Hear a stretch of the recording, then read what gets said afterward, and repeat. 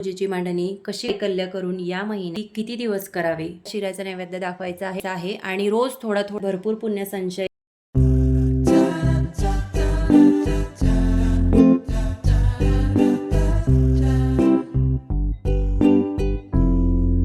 नमस्कार. अधिक महिना सुरू झालेला आहे आणि बऱ्याच दिवसांपासून मला हा व्हिडिओ करायचा होता, पण खूप लेट झाला. पण ठीक आहे, हरकत नाही. आज हा मी तुमच्यासोबत शेअर करते. तर अधिक महिन्यामध्ये आपण सत्यनारायण पूजा कशी करावी आणि कोणी करावी, त्यासोबतच संकल्प कसा करावा, ही पूजा मांडणी किती दिवस ठेवावी, कोणत्या संख्येमध्ये आपण ही पूजा करावी, याबद्दलचा आजचा हा व्हिडिओ आहे.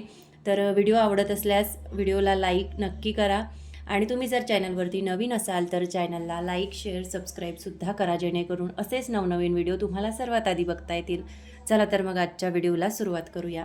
तर बघा, इथे मी ही सगळी पूजा मांडणी केलेली आहे. आता बऱ्याच ताईंना ही पूजा मांडणी कशी करायची हे सुद्धा माहिती आहे, पण ज्या ताईंना माहिती नसेल त्यासाठी परत एकदा सांगते.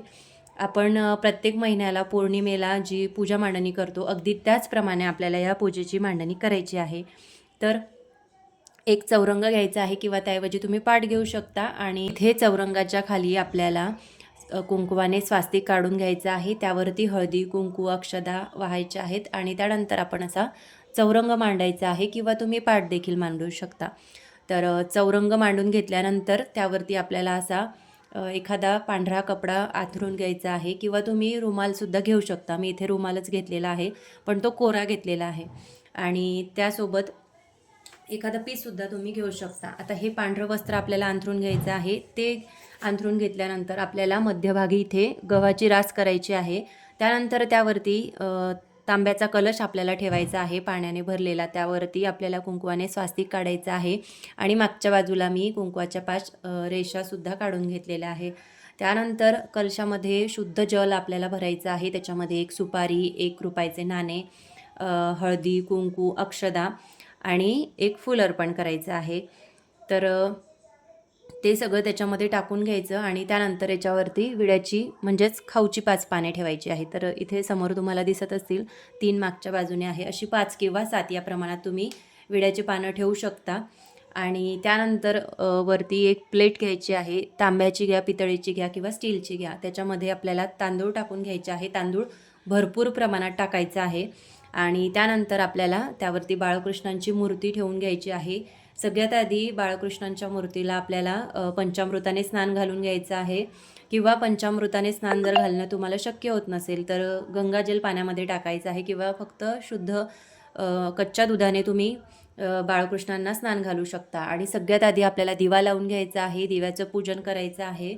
दिव्याला हळदी, कुंकू, अक्षदा अर्पण करायचं आहे आणि त्यानंतर आपल्याला प्रत्येकी जोडविड्याच्या पानावरती सगळ्यात आधी इथे गणपती बाप्पांची, त्यानंतर मध्यभागी कुलदेवीची आणि आपल्या डाव्या बाजूला म्हणजेच देवांच्या उजव्या बाजूला आपल्याला वरुण देवतेची सुपारी जी आहे तर ती मांडायची आहे. तर ह्या सगळ्या आपल्याला जोडविड्याच्या पानावरती मांडायच्या आहे. त्यानंतर नेहमीप्रमाणे आपल्या केंद्रामधील जे श्री सत्यनारायण पूजा विधी आहे तर त्याच्यामध्ये सगळं दिलेलं असतं.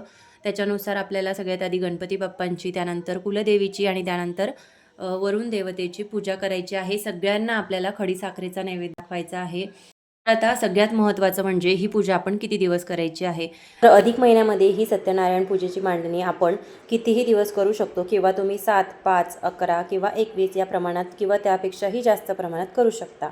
मांडणी आपण पहिल्या दिवशी करून घ्यायची आहे आणि त्यानंतर रोज आपल्याला 1 ते 5 याप्रमाणे सगळे अध्याय पठण करायचे आहे. तर पहिल्याच दिवशी आपल्याला संकल्प करायचा असतो. संकल्प कसा करायचा? उजव्या हातामध्ये आपल्याला थोडे तांदूळ आणि हळदी, कुंकू, 1 फूल घ्यायचं आहे आणि त्यानंतर थोडं पाणी टाकून घ्यायचं आहे आणि उजव्या हातामध्ये आपल्याला हे सगळं घेऊन आपल्याला संकल्प करायचा आहे. सगळ्यात आधी आपल्या कपाळाला हळदी, कुंकू लावून घ्यायचं आहे आणि त्यानंतर आपण हे सगळं आपल्या उजव्या हातावरती घेऊन खाली समोर एक छोटंसं ताम्हण घ्या किंवा गंगाळसुद्धा घेतलं तरी चालेल आणि पूजेसमोर आपल्याला बसून संकल्प करायचा आहे. सगळ्यात आधी आपलं नाव सांगायचं, त्यानंतर आपलं गोत्र सांगायचं आणि त्यानंतर आपण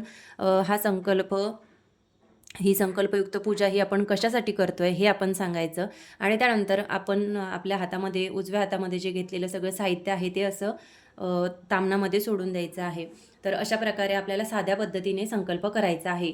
असं काही नाही की आपण संस्कृतमध्येच सगळे मंत्र स्तोत्र म्हटले पाहिजे. अगदी साध्या पद्धतीने आपण देवांसमोर बसून संकल्प करायचा आहे आणि तो संकल्प आपण सोडायचा आहे. आपली सेवा शेवटी महत्त्वाची असते. असं काही नाही की सगळं संस्कृतमध्येच पठण केलं पाहिजे. तर तुम्हाला शक्य होत असेल तर तुम्ही संस्कृतमध्ये सगळं पठण करा किंवा त्याशिवाय तुम्ही मराठीमध्ये सुद्धा सगळं काही बोलू शकता. तर शेवटी आपला भाव महत्त्वाचा असतो. तर सगळ्यात आधी आपल्याला संकल्प करायचा आहे. संकल्प सोडल्यानंतर आपल्याला ही जी पूजा मांडणी आहे तर ही रोज अशीच ठेवायची आहे. आता तुम्ही संकल्पामध्ये असं म्हणू शकता की मी माझ्याकडून जेवढे शक्य होईल तेवढे सत्यनारायण पूजा या अधिक मासामध्ये करणार आहे. किंवा मग तुम्हाला जर शक्य होत असेल तर तुम्ही 5, 7, 9, 11 किंवा आणखीन यापेक्षा जास्त ही 21 या संख्येमध्ये सुद्धा ही पूजा जी आहे ती करू शकता. तर मी ही पूजा मांडणी 2 ते 3 दिवस झाले केलेली आहे. तर मी आता पुढचे 7 दिवस किंवा त्यापेक्षाही जास्त ही पूजेची मांडणी जी आहे ती ठेवणार आहे. तर त्यासाठीच आपल्याला संकल्प घेताना असं म्हणायचं आहे, तुम्हाला जर शक्य होत असेल तरच तुम्ही म्हणा की मी 5 दिवस किंवा 7 दिवस किंवा 9 दिवस ही पूजा करणार आहे. किंवा मग असं म्हणायचं माझ्याकडून जेवढे दिवस शक्य होईल तेवढ्या दिवस मी ही पूजा जी आहे तर ती करणार आहे. त्यामुळे तुम्ही कितीही दिवस ही पूजा केली तरी चालेल. तर अशा प्रकारे आपल्याला संकल्प करायचा आहे आणि त्यानंतर रोज ही पूजा मांडणी आपल्याला अशीच ठेवायची आहे. तर आता तुम्ही 21 दिवस ही पूजा अशीच ठेवणार असाल तर साहजिक आहे सगळीकडे धूळ वगैरे जमतेच. तर आजूबाजूला जमलेली सगळी धूळ आपण बाजूला झटकून घ्यायची आहे आणि इथे चौरंगाच्या अवतीभोवतीसुद्धा थोडाफार कचरा झालाच तर तो सुद्धा आपण आवरून घ्यायचा आहे. दिवासुद्धा तुम्ही स्वच्छ धुवून घेऊ शकता आणि प्रसादाची वाटीसुद्धा आपल्याला नंतर उचलून घ्यायची आहे आणि त्यानंतर दुसऱ्या दिवशी परत आपल्याला दुसरा शिरा बनवायचा आहे. तर आपण 5 दिवस, 7 दिवस, 9 दिवस, 11 दिवस जेवढे दिवस आपण ही पूजा मांडणी ठेवणार आहोत तेवढे दिवस आपल्याला रोज नव्याने थोडा का होईना शिरा बनवायचा आहे. त्यामुळे बघा मी सुद्धा इथे एकदम छोट्या वाटीमध्येच शिरा जो आहे तो बनवलेला आहे आणि इथे आपल्याला वाट्यांमध्ये खडीसाखरेचा नैवेद्य दाखवायचा आहे. तर ही पूजा मांडणी आपण अशीच ठेवायची आहे. फक्त बाळगोपाळांना तुम्ही रोज जशी आपण पूजा करतो आपली तर पूजेच्या वेळेस बाळगोपाळांची मूर्ती घ्यायची आहे. तुम्ही पंचामृताने किंवा कच्च्या दुधाने सुद्धा त्यांना अभिषेक घालू शकता आणि त्यानंतर परत आपण मूर्ती इथे व्यवस्थित ठेवून द्यायची आहे. त्यानंतर कलशातलं पाणीसुद्धा तुम्ही बदलवू शकता. फोटोलासुद्धा तुम्ही स्वच्छ पुसून घेऊ शकता. आता आपण 21 दिवस किंवा त्यापेक्षा जास्त दिवस जरी पूजा करणार असू तर त्यासाठी ही मांडणी थोडीफार खराब होतेच. त्यामुळे आपण सगळं काही झटकून व्यवस्थित परत ठेवू शकतो. असं काही नाही की ही पूजा अशीच ठेवायची. पानं खराब झाले तर पानं आपण बदलवू शकतो किंवा बाळगोपाळांना तर आपण स्नान घालायचेच आहे आणि शिरासुद्धा आपल्याला रोज थोडा का होईना रोज दुसरा शिरा आपल्याला बनवायचा आहे आणि सगळी पूजा आपण अशीच करायची आहे. पहिल्या दिवशी जसं आपण गणपतींना, कुलदेवीला, वरुण देवतांना, बाळगोपाळांना धूप दीप नैवेद्य दाखवतो, सगळ्यांना सगळ्यांना खडीसाखरेचा नैवेद्य दाखवतो, बाळगोपाळांना शिऱ्याचा नैवेद्य दाखवतो. त्याचप्रमाणे आपल्याला रोजची पूजा करायची आहे. रोज सगळ्या देवांना हळदी कुंकू अक्षदा अर्पण करायचं आहे आणि पंचोपचार सगळ्या देवांची पूजा करायची आहे. त्यानंतर 1 ते 5 अध्याय जे आहे तर ते पठण करायचे आहे. तर याच प्रकारे आपल्याला ही जी रोजची पूजा आहे तर ती करायची आहे. आता याशिवाय बरेच अशा सेवा असतात की ज्या आपण अधिक महिन्यामध्ये करायच्या असतात. जसं की विष्णुयाग असेल किंवा गाईला धोंडे द्यायचे असतील किंवा आणखीनही बऱ्याचशा सेवा असतात. रामरक्षा स्तोत्र किंवा लक्ष्मी गायत्री मंत्र, विष्णू गायत्री मंत्र या मंत्रांचे सुद्धा आपण पठण करू शकतो. तर प्रत्येकी रोज 1 माळ शक्य झालं तर आता 11 किंवा 16 माळी तर आपल्याला करणं शक्य होत नाही, पण रोज 1 माळ तरी आपण स्वामी समर्थांची किंवा लक्ष्मी गायत्री मंत्र किंवा विष्णू गायत्री मंत्र यांचे पठण करायचे असते. विषयीची एक कथासुद्धा आहे तर ती सुद्धा आपण जाणून घेणार आहोत. पण त्यासाठी मी एक वेगळा व्हिडिओ बनवेल कारण याच्यामध्ये जर कथा सांगितली तर व्हिडिओ खूप मोठा होईल. तर अधिक महिन्याला मलमास, पुरुषोत्तम मास, अधिक मास म्हणजे धोंड्याचा महिना अशी विविध नावे आहेत. या महिन्याला शास्त्रकारांनी अशुद्ध मानले असले तरी काही व्रतवैकल्य करून या महिन्यात पुण्यप्राप्ती करता येते असे मानतात. या महिन्यात उपवास करणे किंवा एक भोजन करणे किंवा मौन भोजन करण्याचे व्रतसुद्धा केले जाते. या महिन्यात आवडता खाद्यपदार्थ न खाण्याचेही व्रत बरेच जण करतात. म्हणजे आपल्याला जर एखादा पदार्थ आवडत असेल, समजा आपल्याला गुलाबजाम आवडत असेल किंवा पुरणाची पोळी आवडत असेल तर हा आपण या महिन्यामध्ये न खाण्याचे व्रत सुद्धा आपण करू शकतो. महिन्याच्या शेवटी सत्पात्र ब्राह्मणाला त्या वस्तूचे दान करून मग त्या वस्तूचे सेवन केले जाते. अधिक महिना सामान्यतः 33 महिन्यांनी येत असल्याने या दिवसात 33 अनारसे किंवा बत्ताशांचे दानसुद्धा केले जाते. म्हणूनच या महिन्यामध्ये जावयाला म्हणजेच धोंडे खाऊ घातले जातात किंवा 33 अनारसेसुद्धा दिले जातात. त्याचप्रमाणे कपड्यांचा आहेर केला जातो, चांदीच्या किंवा आणखीन आपल्याला जे शक्य होईल ते सगळं दान जे आहे ते जावयाला केलं जातं. तर त्यामध्ये सगळ्यात महत्त्वाचं म्हणजे 33 अनारसे हे जावयाला दान केले जातात किंवा तुम्ही ब्राह्मणाला सुद्धा हे दान करू शकता. त्यासोबत बत्ताशांचे सुद्धा आपण दान करू शकतो. काही लोक संवत्सर धेनूचे दान करतात, काही लोक दीपदान करतात. अशी विविध दाने या महिन्यात केली जाते. या महिन्यामध्ये आपण कुठल्याही मंदिरामध्ये दीपदान सुद्धा करायचे असते. तुम्हाला शक्य तितके तुम्ही दीपदान करू शकता. घरातील व्यक्ती परत एक जणांनी जरी एक दिवा प्रज्वलित करून दीपदान केलं तरी सुद्धा चालतं. तर अशा प्रकारे आपण साधे मातीचे दिवे किंवा तांब्याचे दिवे, या महिन्यामध्ये तांब्याच्या दिव्याला खूप जास्त महत्त्व असतं. त्यामुळे तांब्याचा छोटा का होईना आपण एक दिवा तरी मंदिरामध्ये दान करायचा आहे. तर अशा प्रकारे आपण या महिन्यामध्ये शक्य होईल तितकं तुम्ही एखादा खाद्यपदार्थ करा किंवा एखाद्या गरीब व्यक्तीला एखादी शॉल दान करा किंवा पाणी, यापैकी काहीही तुम्ही एखाद्या गरजू व्यक्तीला दान करू शकता. त्यामुळे आपल्याला अधिक जास्त पुण्य मिळतं.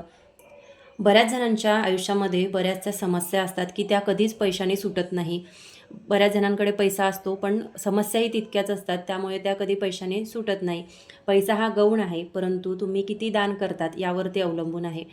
सर्वच ठिकाणी पैसाच कामी येत नाही, बऱ्याच ठिकाणी पुण्यसुद्धा आपल्याला पाठीशी हवं असतं. तर त्यासाठी या महिन्यामध्ये आपल्याला शक्य होईल तितकं आपण दान करायचं आहे. तुम्ही एखादा खाद्यपदार्थ करा किंवा एखाद्या गरजू व्यक्तीला त्या व्यक्तीला त्याची खरंच गरज असेल तर त्या व्यक्तीला तुम्ही तशी वस्तू दान करा. त्यामुळे तुम्हाला खरंच खूप पुण्य मिळेल. आपल्याजवळ जर पुण्य संचय नसेल तर पैसाही काहीच काम करू शकत नाही. त्यामुळे या अधिक मासामध्ये आपण भरपूर पुण्य करायचं आहे, भरपूर दानधर्म करायचा आहे. जेवढं आपल्याला शक्य होईल तेवढं दान आपण करायचं आहे.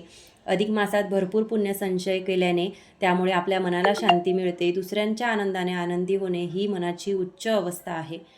ती मिळवण्याचा प्रयत्न आपण सतत केला पाहिजे. यामुळे या अधिक महिन्यात आपल्याला जेवढं शक्य होईल तेवढं दान आपण करायचं आहे. आणि त्यासोबतच आपल्याला मंत्र, स्तोत्र आणि ज्या मंदिरामध्ये जाणं आपल्याला शक्य होईल त्या मंदिरामध्ये जाऊन आपण देवांचे दर्शन घ्यायचं आहे.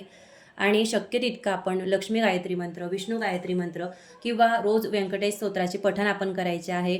आणि त्यासोबतच नवार्ण मंत्राचं सुद्धा आपल्याला पठण करायचं आहे. कुलदेवीची ओटी आपल्याला अधिक मासामध्ये भरायची असते. जशी आई मुलीची ओटी भरते, मुलगी आईची ओटी भरते, त्याचप्रमाणे आपल्याला आपल्या कुलदेवीची सुद्धा ओटी भरायची आहे.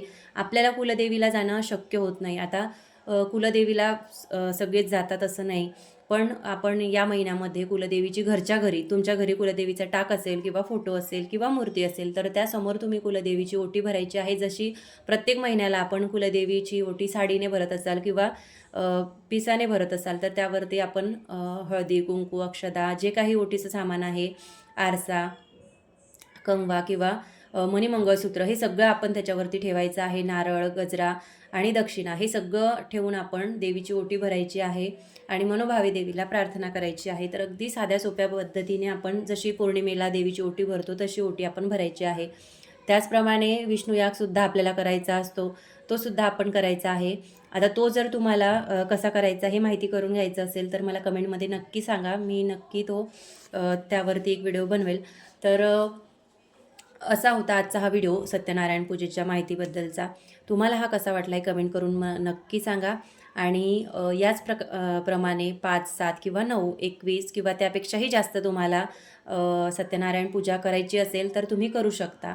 तर असा होता आजचा हा व्हिडिओ. तुम्हाला समजला असेल अशी मी आशा करते.